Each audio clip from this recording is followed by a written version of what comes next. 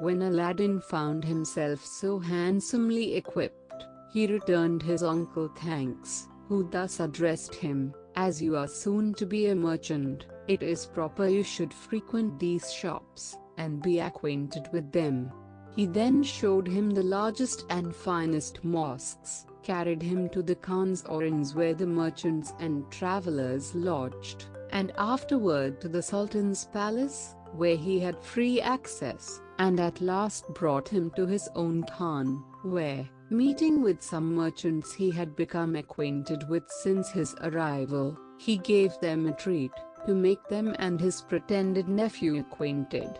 This entertainment lasted till night. When Aladdin would have taken leave of his uncle to go home, the magician would not let him go by himself, but conducted him to his mother, who, as soon as she saw him so well dressed, was transported with joy, and bestowed 1,000 blessings upon the magician. Early the next morning, the magician called again for Aladdin, and said he would take him to spend that day in the country, and on the next he would purchase the shop. He then led him out at one of the gates of the city, to some magnificent palaces, to each of which belonged beautiful gardens, into which anybody might enter. At every building he came to, he asked Aladdin if he did not think it fine, and the youth was ready to answer, when anyone presented itself, crying out, "Here is a finer house, uncle, than any we have yet seen."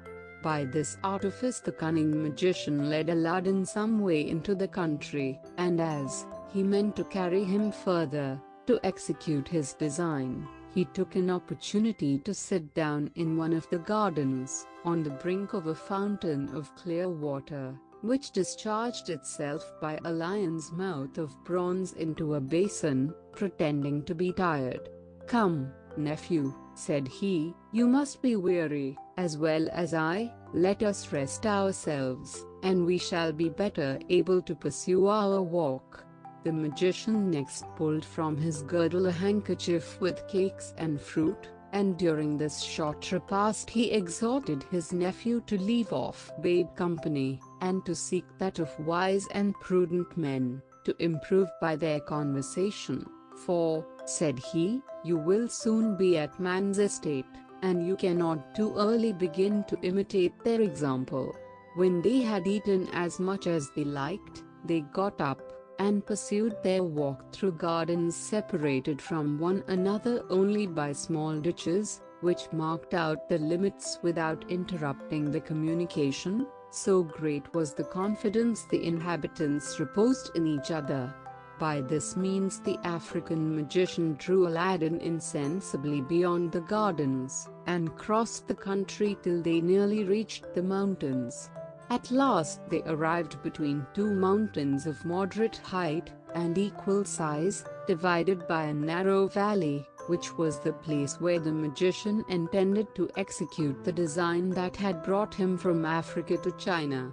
"We will go no further now," said he to Aladdin. "I will show you here some extraordinary things, which, when you have seen, you will thank me for. But while I strike a light, gather up all the loose dry sticks you can see, to kindle a fire with."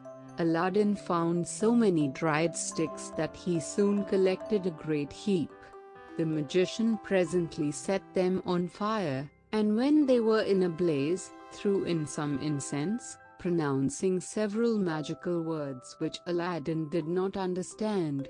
He had scarcely done so when the earth opened just before the magician, and discovered a stone with a brass ring fixed in it.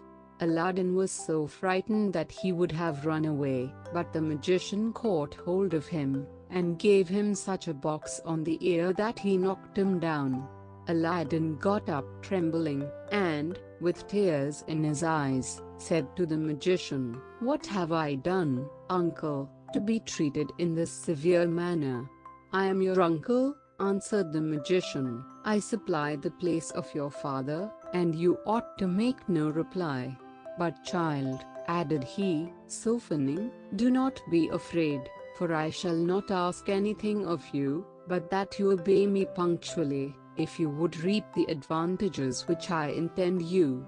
Know, then, that under this stone there is hidden a treasure, destined to be yours, and which will make you richer than the greatest monarch in the world. No person but yourself is permitted to lift this stone, or enter the cave, so you must punctually execute what I may command, for it is a matter of great consequence both to you and me." Aladdin, amazed at all he saw and heard, forgot what was past, and, rising, said, "Well, uncle, what is to be done? Command me, I am ready to obey."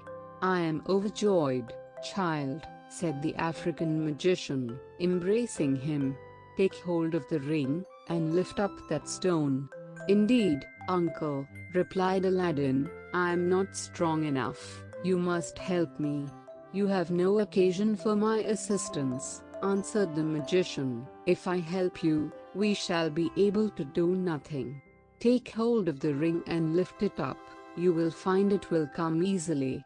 Aladdin did as the magician bade him, raised the stone with ease, and laid it on one side. When the stone was pulled up, there appeared a staircase about 3 or 4 feet deep, leading to a door. "Descend, my son," said the African magician, "those steps, and open that door. It will lead you into a palace, divided into 3 great halls. In each of these you will see 4 large brass cisterns placed on each side, full of gold and silver, but take care you do not meddle with them. Before you enter the first hall, be sure to tuck up your robe, wrap it about you, and then pass through the second into the third without stopping. Above all things, have a care that you do not touch the walls, so much as with your clothes, for if you do, you will die instantly. At the end of the third hall, you will find a door which opens into a garden, planted with fine trees loaded with fruit. Walk directly across the garden to a terrace, where you will see a niche before you, and in that niche a lighted lamp. Take the lamp down, and put it out.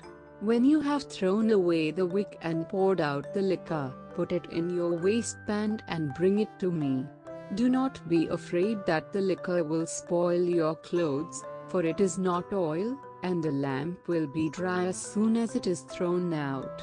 After these words the magician drew a ring off his finger, and put it on one of Aladdin's, saying, "It is a talisman against all evil, so long as you obey me.